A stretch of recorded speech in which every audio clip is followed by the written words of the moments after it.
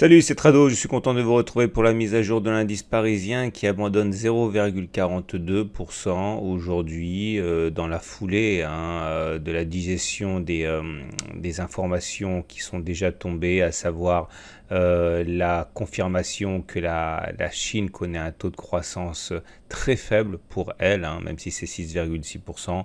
La confirmation également que les négociations entre Chinois et Américains sont dans l'impasse, tout comme l'impasse sur le dossier du Brexit.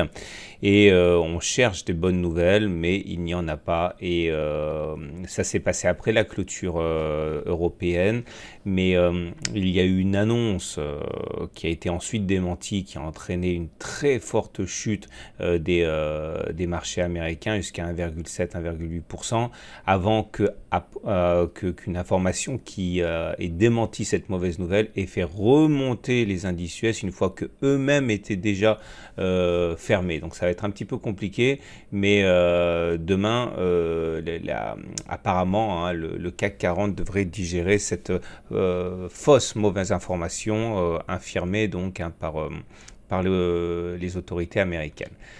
Alors voilà où nous en sommes sur le marché français. Nous avons en termes purement chartistes toujours la possibilité de croire en un gap de continuation. Ce gap de continuation nous donnerait un objectif, on l'a déjà dit, de 5070, puis s'il s'agit simplement de prendre la distance parcourue avant le gap et de le reporter après le gap. Donc voilà le gap, et on reporte ça de l'autre côté. Vous connaissez la procédure.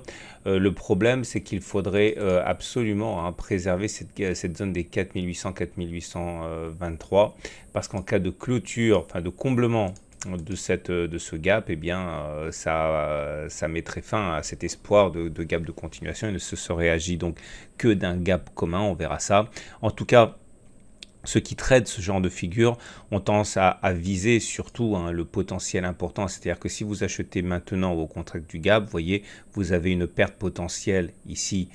Imaginons que vous achetiez sur les niveaux actuels de 1,20%. Ok, ça c'est la perte potentielle, mais un gain potentiel de 4,5. Donc ça veut dire qu'en termes de ratio gain-risque, on est dans les clous pour une opération qui est assez lucrative. Donc c'est comme ça que ça se trade, en particulier les gaps de continuation. Et sans doute, ça explique le rebond qu'il y a eu. Il y a eu des achats qui ont été effectués. Vous remarquerez que c'est un autre gap, 4880-4890, qui nous a bloqué, puisqu'on traditionnellement on dit que les gaps sont difficiles à combler. Et vous voyez, on a comblé partiellement sur la séance du 18 janvier, et depuis on a baissé.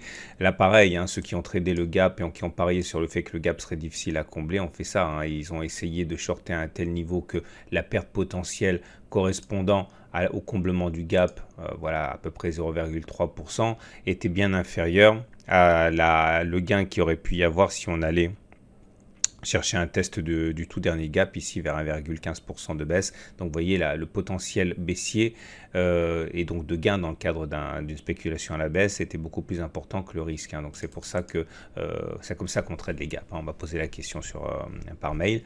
Alors voilà où on en est. Et également vous avez bien sûr la vague de Wolf qui est toujours active. Là, je vous rappelle 1, 2, 3, 4, 5, 6. Mais là par contre, c'est pas tradable dans le sens où le ratio gain-risque il est trop mauvais, puisque l'objectif premier serait d'aller chercher le point 4, ce qui vous donnerait un objectif, on va dire, d'à peu près 1,7%, 1,8%, mais l'invalidation de la vague de Wolf n'interviendrait que si on allait chercher le point le plus bas, 6,26%. Vous voyez bien que le ratio gain-risque n'est pas intéressant, il fallait rentrer avant.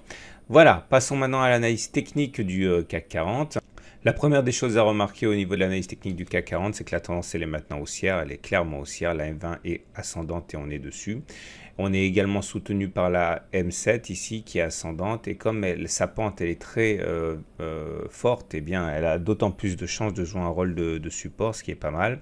Vous remarquerez que le super trend a été cassé à la hausse. Les super trends cassés à la hausse, ça veut dire que normalement statistiquement on n'a pas fait les plus hauts par rapport à la bougie de cassure, on devrait aller plus haut. Alors rien ne fonctionne à 100%, mais en tout cas statistiquement vous remarquerez que quand on casse le super trend dans un sens ou dans l'autre, on n'a pas fait les extrêmes sur la bougie de cassure.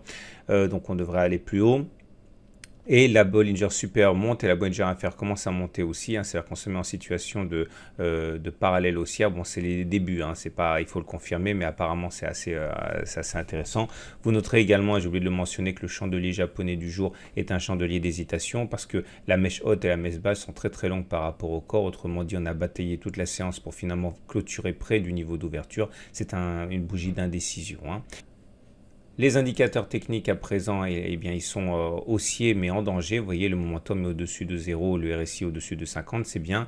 Mais les indicateurs techniques courts, nerveux que j'utilise, eux, semblent montrer l'initiation d'un cycle baissier. Le CCI repasse en dessous de plus 100 et sort de sa zone de surachat. Et le MACD 0 commence à adopter une pente négative. Attention, dans un contexte où une divergence baissière cachée forte, à savoir qu'on a déjà beaucoup expliqué, vous voyez le MACD qui a fait des plus hauts alors que sur le même temps, le cours n'a pas fait des plus hauts, ça s'appelle une divergence baissière cachée, et bien là, ça risque de se faire payer très très cher, hein, si on a effectivement un nouveau cycle baissier qui entraîne dans les profondeurs le CAC 40. Ishimoku lui aussi est baissier, vous le voyez, le nuage est descendant, mais il y a des espoirs sérieux de neutralisation de la tendance avec la Tenkan qui a croisé la Kijun et la SSB qui s'aplatit et la SSA qui se rapproche de la SSB. Bon, on a pour l'instant que de l'espoir de voir le twist se réaliser, mais on va dire qu'on n'a jamais été aussi proche, hein, de ce twist de nuage. À noter, et je l'ai déjà dit, qu'il y aura une difficulté et à la fois une perspective de hausse importante si on arrive à casser cette oblique noire ici qui a martyrisé les cours pas mal de fois. J'envisage tout à fait, hein, que la cassure de cette courbe par la lagging span elle-même provoque une impulsion haussière, mais encore une fois, le plus dur reste à faire, à savoir justement casser cette oblique pour que la lagging span retrouve un potentiel haussier. Voilà ce qu'on pouvait dire pour le CAC 40. Je vous invite à regarder le site où vous retrouverez les matrices de trading et d'autres analyses aussi. Je vous souhaite une très bonne journée et je vous dis à demain pour la mise à jour.